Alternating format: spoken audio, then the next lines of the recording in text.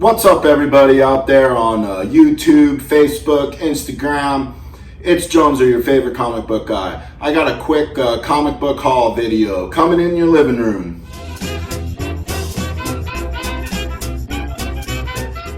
Well, I guess I assumed I'm in your living room. I could be in your cell phone or your tablet or your personal computer. I have no idea where you're watching me at or if you're even watching me at all. But if you are interested in more He-Man, Masters of the Universe stuff and comic book shenanigans, we're on YouTube at Motu_Joneser. We're on Instagram, Anthony_Joneser. And we are on Facebook on Joneser's He-Man and Comics page. We got a lot of the same kind of content, comic book stuff. I show off what I got. I do some mystery boxes. I do some Masters of the Universe action figures unboxing. We do a lot of things. I'm looking to expand, get into some different things. I'm not really quite sure what all that's going to be. We're going to have to stay tuned here. I'm definitely going to be playing some drums. Rappity pappity bappity bappity boom boom boom pow. We're going to definitely be doing some of that. We've tuning the drum set in and getting ready for some cool stuff. So I'm practicing something real nice in that regard. But for right now, what we got is we got a comic book haul. So I went to my local comic book store. That is River City Hobbies. They're in the La Crosse, Wisconsin area. I picked up my pull list.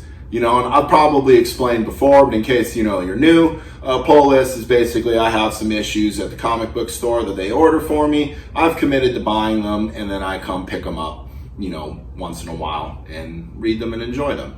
Now, I'm going to show some books, and I'm going to keep this kind of spoiler free, or I'm going to try. I'm going to elaborate a little on what I've read, but I'm not going to give away anything like crazy secrets or nothing like that, or I'm going to try not to.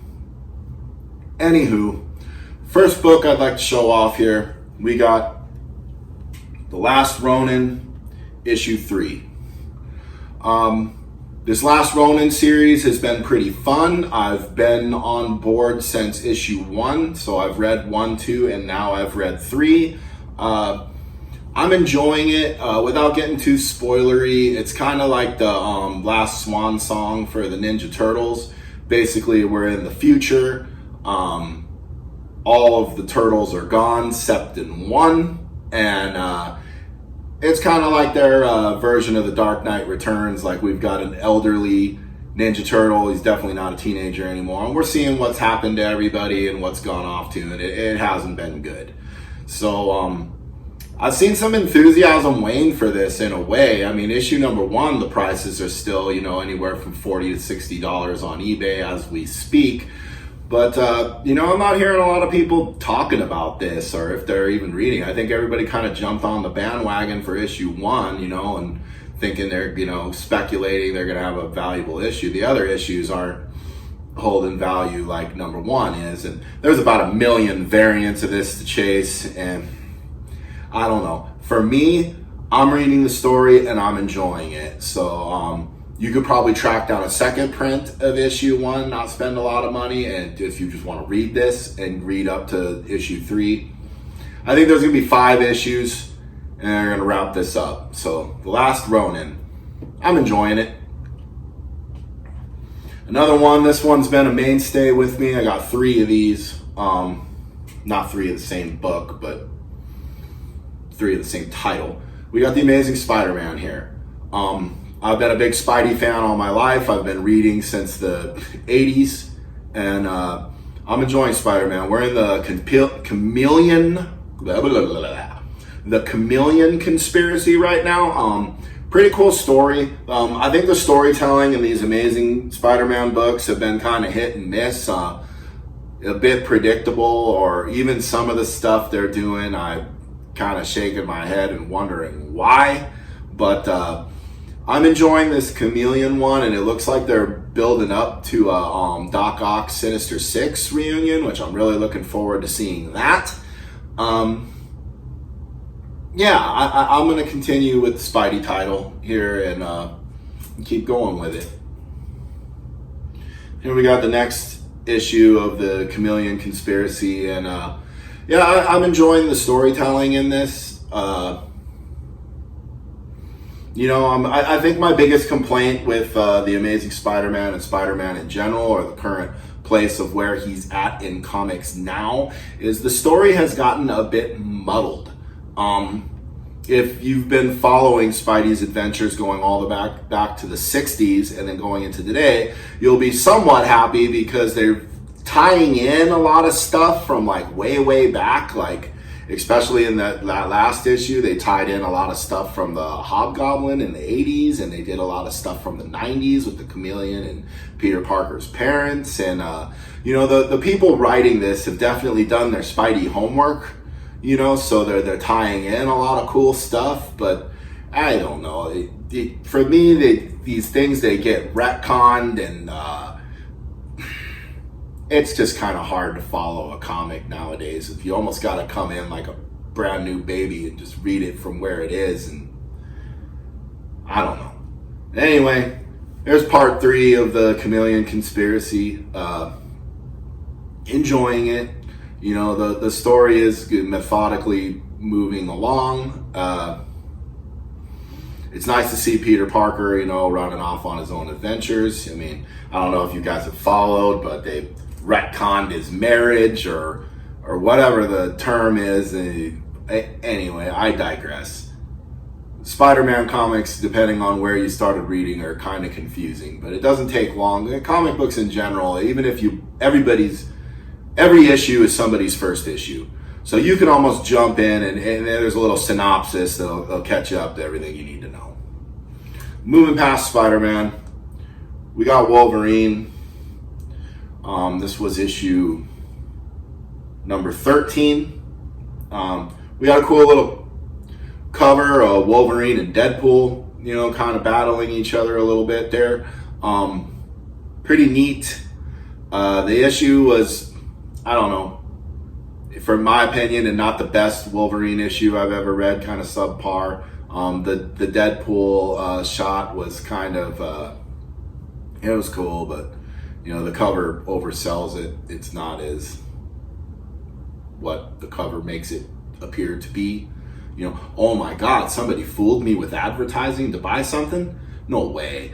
But anywho, I don't know, this Wolverine title lately, it's been kind of hit and miss. It is what it is. And last but not least, we've got the Fantastic Four, issue 33. Now, this is the Bride of Doom. Now, this is the best thing I'm reading in comics right now. I am really enjoying this Fantastic Four run. I'm probably going to pick up all the back issues of this latest run. I'm really enjoying it.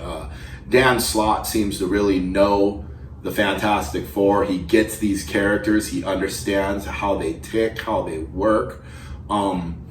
This Bride of Doom thing, I mean, like, my wife heard me from the other room, like, giggling as I'm reading the comic book. Like, I think that the writer has kind of hit the right blend with the Fantastic Four. He's got that, like, science-y, otherworldly, element that the Fantastic Four has always been known for, with the, amazing superheroics and the big stakes. But he's also found the right blend of action and adventure and romance and comedy and family. The Fantastic Four is definitely like the Marvel's first family, and then they've even taken that a step further. Reed and Sue have kids, the Thing and Alicia have kids, and it's really become, almost the Fantastic Dozen rather than the Fantastic Four. But our main 4 characters are the focus and have continued to be the focus. And